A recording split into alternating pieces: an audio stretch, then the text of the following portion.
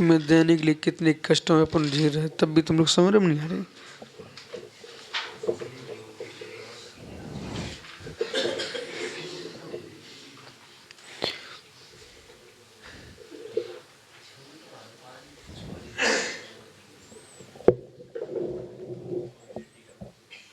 प्रमोद मुमुक्षु आचार्य प्रवर भगवत सुमंत्रोदय स्वामी तीर्थंकर सुमितनाथ स्वामी का स्तुति करते हुए तृतीय कारका में समझा रहे हैं। एवं द्रव्य पर्यात्मकत्वम जीवा तत्वस्य द्रव्य पर्यात्मक जीवा तत्व हैं प्रदर्शन है। उनको कह करके जो तत्व हैं द्रव्य पर्यात्मक हैं, बिना पर्याय के द्रव्य, बिना द्रव्य के कोई पर्याय नहीं होती। इसलिए न द्रव्य का उपचार मानिए न पर्याय का उपचार मानिए। जो पर्याय में उपचार देख रहे थे वे थे, पर्याय में उपचार देख रहे बुद्ध, और द्रव्य में उपचार देख रहे हैं सांख्य। और नैयायिक जो है सर्वथा भिन्नत्व देख रहा है। इस बात को पूर्व में कह दिया। तो हमने कहा अनेकमेकम अनेकमेकम च तदेव तत्व भेदान येदान्वय ज्ञान मिदम ही सत्यम वृक्षोपचांतर श्लोपे तच्छे श्लोप तथोनुपाख्यम।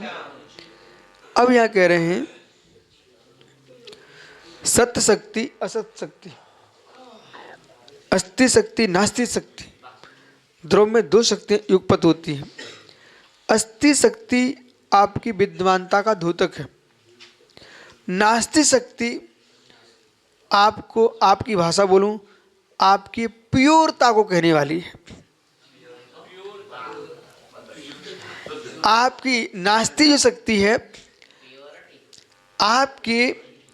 आपकी शुद्धता की व्याख्या कर रही है, आपकी अमिश्रता की व्याख्या कर रही है, आपके पाणिमिक की व्याख्या कर रही है। वो नास्ति शक्ति है। वो गलत शब्द बोल दिया।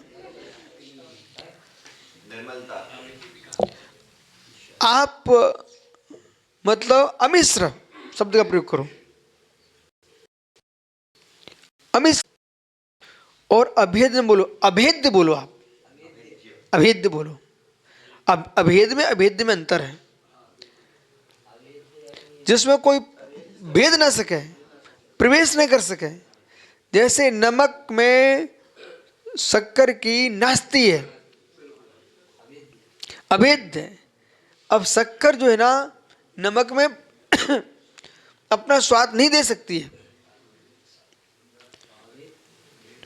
हैं? अभेद, अभेद यानी शक्कर स्पर्श गंध गुण है, तब भी हम लोग मां शक्कर कह रहे हैं। अभेद एक नहीं है। अभी आप पढ़ रहे हो ना, बुद्धि लगाओ मत, आप सुनो। अभेद्य अभेद में अंतर है। जिसे भेदा ना जा सके वो अभेद्य होता है। और भेद क्या होता है? भिन्न भिन्न। वो अभेद क्या होता है? अभिन्न। जैसे कि आपकी आत्मा है, ज्ञायक स्वाभावी है, ये अभेद कथन है। ज्ञान दर्शन स्वाभावी है, भेद कथन है। ठीक है? इस पर स्पर्श गंध वर्ण ये आपकी आत्मा में प्रवेश नहीं कर सकते हैं, ये अभेद्य है।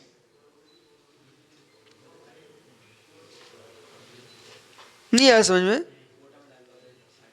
अरे कोटा में डालने तक कठिन है नहीं, कोटा में डालने लायक। ये लोग शब्द पकड़ लेते हैं। पुनः सुनिए आप। आत्मा नाम का एक द्रव्य है, वो ज्ञायक स्वाभावी है, अभेद वृत्ति, अभेद कथन है। ज्ञान दर्शन स्वाभावी है, भेद हो गया। ये दो समझ में आ गए। अभेद्य समझ में नहीं आ रहा आपको, वो अभी समझ में आता है। अभेद्य तो अभेद्य, अभेद में क्या है? मगवा शब्द बिडोया टीका मत करो अभी इनके लिए। अभेद्य, तो अभेद्य में क्या? जो हमारी आत्मा है, हमारी आत्मा है कर्मों से अनादि से बद्ध है संसार में, लेकिन तब भी कर्म के एक अंश ने भी आत्मा को कर्म रूप नहीं कर पाई। अभेद्य। कैसे अभेद्य? लाल किला, आगरा का किला, देश के बड़े बड़े किले हैं। अब वे किले कैसे बनाए जाते हैं? अभेद्य। किले कैसे बनते हैं? अभेद्य। शत्रु प्रवेश नहीं कर पाए, शत्रु का कोई अस्त्र शस्त्र प्रवेश नहीं, अभेद्य किला, भेद न सके। ठीक है, भेद न सके। ऐसी मेरी आत्मा अभेद्य किला है। 148 कर्म की प्रकृतियां अनादि से चिपकी रही, लेकिन आत्मा के ज्ञायक भाव को भेद नहीं कर पाई, उन्हें जड़ नहीं बना पाई। इतना ही नहीं, आत्मा भी अतुल बल की सारी शक्ति संपन्न है, तब भी इतने बगल में रखे रही, आत्मा प्रदेशों में कर्म प्रदेश रखे रहे, पर आत्मा इतनी मान होने पर भी एक भी पुद्गल कर्म को चेतन नहीं कर पाई। तो ये नास्ति धर्म है। वो नास्ति धर्म जो है ना, वस्तु के अपने सुसत्ता को दृढ़ रखती है। सदैव सर्वम को नेत्य स्वरूपा चतुष्टया अस्ति परचेन वितिष्ठते, यही सूत्र है। आपकी जो वास्तविकता है, भूतार्थता है, यथार्थता है, नैसर्गिकता है, प्राकृतिकता है, वो नास्ति शक्ति से है।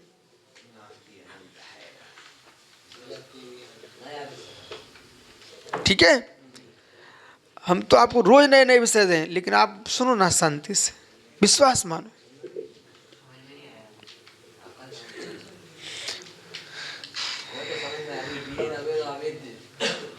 तुम बालक ठीक से बैठ जाओ।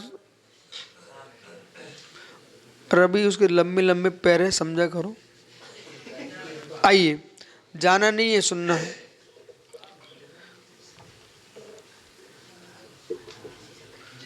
तुम गवासन से बैठ जाओ ना।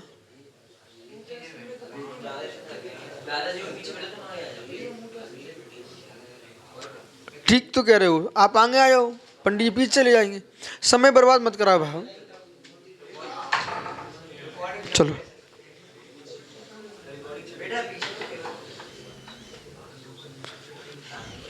पूरे विषय को ऐसे कर दिया, खिचड़ी बना देते लोग बीच में।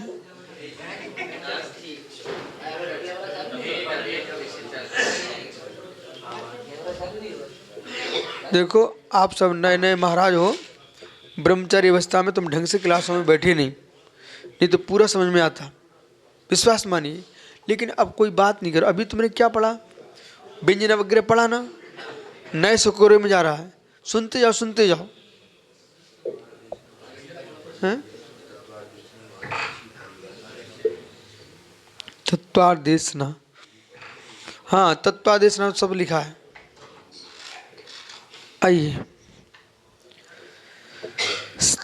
कथंचिद शक्ति खिना पुष्पम तरसो प्रसिद्धम सर्वस्वभावाच्म प्रमाणम शुभावृद्धम तब दृष्टितोन्यत्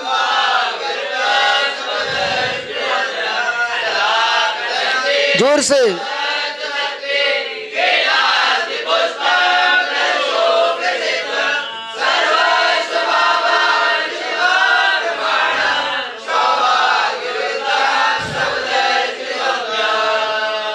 विशुद्ध भक्ति आपको दी गई है, सुबह से आओ लेके आओ। अब बैठे रहो।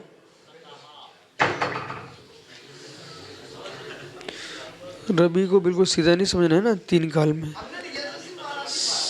आइए, सुनो रवि।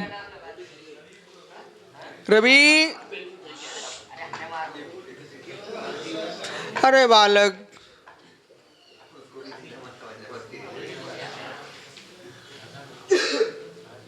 यहाँ पर देखो, आपको बहुत अच्छे से मालूम है, हम बोल रहे हैं सो तुम्हें सरल लग रहा है, विश्वास मानिए।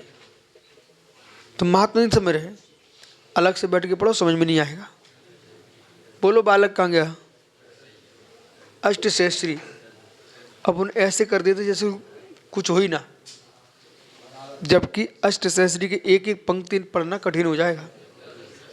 ये शंभु चल रहा, शंभु, इसमें समझो आप। सतः कथंचित असक्त शक्ति,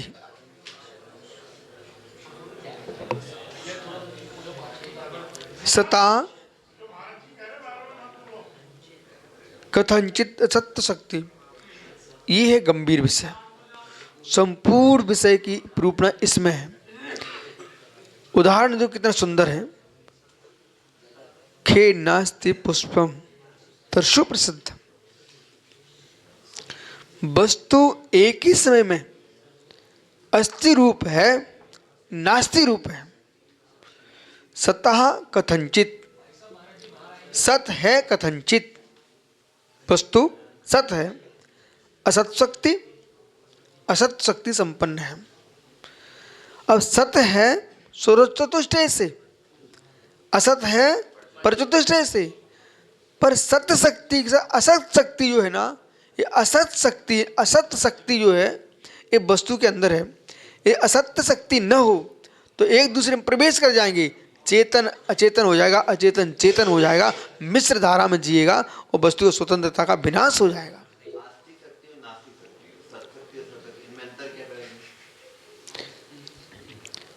क्या?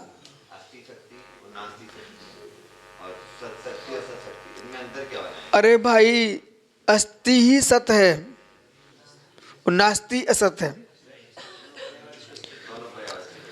तो शत कथंचित असत्य शक्ति, तो ये कितना गहरा विषय है। इसके बल पर ही प्रत्येक वस्तु की सत्ता मौजूद है। जो अस्तित्व गुण है, अस्तित्व गुण है मौजूदगी, उसकी सुरक्षा नास्तित्व की है। अस्तित्वम वस्तुत्वम। तो अस्ति धर्म, अस्ति स्वभाव, नास्ति स्वभाव। स्वभाव के पास जाइए, अस्ति स्वभाव है, नास्ति स्वभाव है। तो अस्ति स्वभाव को सुरक्षित किए नास्ति स्वभाव।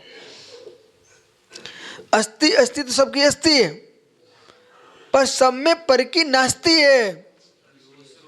और इसके बल पर ही हम भगवान बनने वाले हैं। क्यों?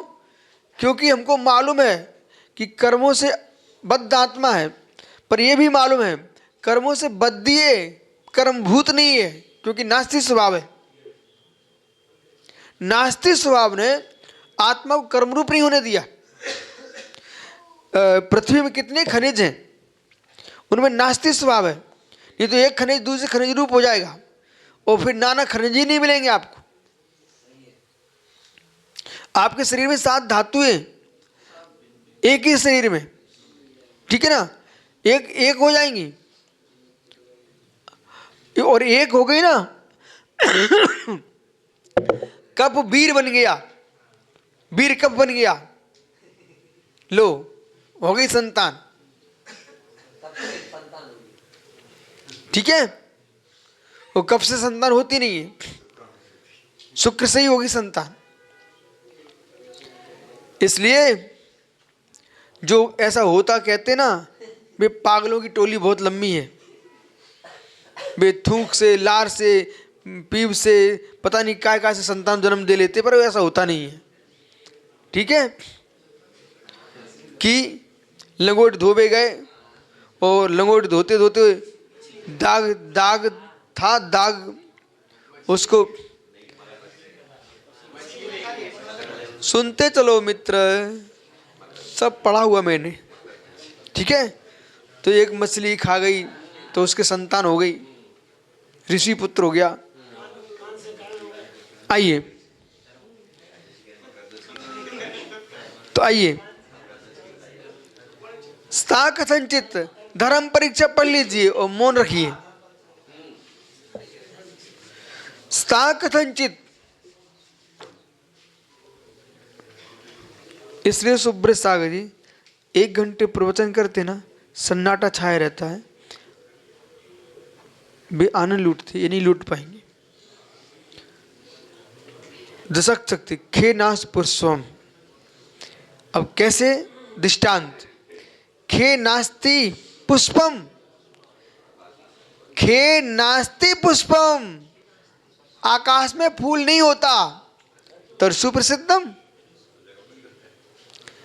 पुष्प की आकाश में नास्ती है, तरु में नास्ती नहीं है, अस्ति है। खे नास्ति पुष्पम तरसु प्रसिद्धम, खे नास्ति पुष्पम तरसु प्रसिद्धम, सर्वस्वभाव चित्म प्रमाणम। इसलिए सभी स्वभाव हैं अच्युत, सभी स्वभाव में अच्युत, नास्ति धर्म। आज नास्ति शक्ति की महिमा है। सर्वस्वभाव सभी स्वभाव अच्युत प्रमाणम। तो सर्वस्वभाव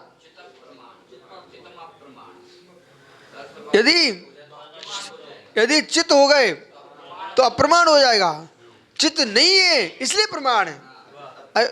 दोनों तरफ से पकड़ो, सभी स्वभाव कैसे हैं, अच्युत हैं। यदि सर्वस्वभाव अच्युत हो गए तो अप्रमाण, और चित्त नहीं है इसलिए प्रमाण। इसलिए तो दृष्टोन्यत, अभी नहीं, ऐसा नहीं बोले, तब दृष्टोन्यत, हे प्रभु आपके दृष्टि से अन्य जो है, हे नाथ आपके दर्शन से जो भिन्न, दृष्टि यानी दर्शन, आपके दर्शन जो भिन्न है, सुभाग वृद्धम, वे अपने वचन से ही वृद्ध हैं, सुवचन बाधित हैं। शुभम कहता गुरुजी गुरुजी गुरुजी मेरी माँ बंध्या है। तेरी माँ बंध्या है, तू कहाँ से आ गया? तो अंकित कहता ब्रह्मचारी गुरुजी गुरुजी मेरे पिताजी बाल ब्रह्मचारी हैं। अरे तेरे पिताजी बाल ब्रह्मचारी है तो तुम कहाँ से पधार गए?